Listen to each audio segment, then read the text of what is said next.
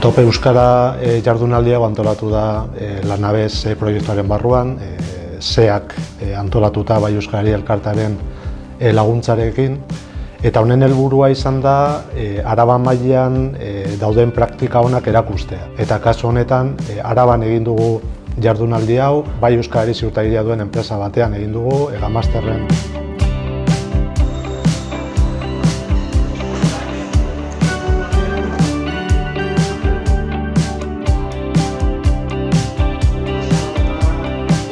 Lanabes barruan 3 urte daramagu, hor erakunde ezberdina daukagu, erronka batzu dauzkagu eta erronka bat horrekoak da enpresa barruan euskararen presentzia eta erabilera handitzea eta hobetzea.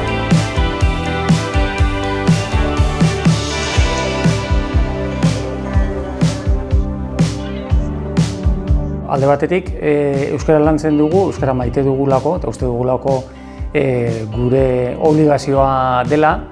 Egia da, merkatuak guri ez digula euskara eskatzen, gure salmenten 80% Espainiako estatutik kanpo da, eta Euskal Herriak suposatuko du gure salmenten 1% inguru, beraz merkatuarekiko premia hori ez dugu.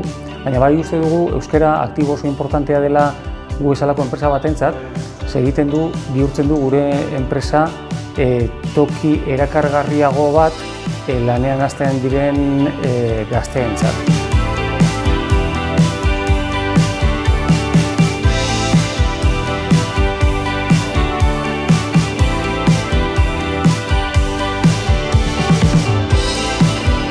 Gure enpresa barruan 4 urtean behin itzen da plan estrategiko bat. Bai enpresa mailan, eta urte hartan bai euskara inguruan bai plan estrategiko bat izan. Printzipioz 2012-2016 ze hildotan ibiliko ginen.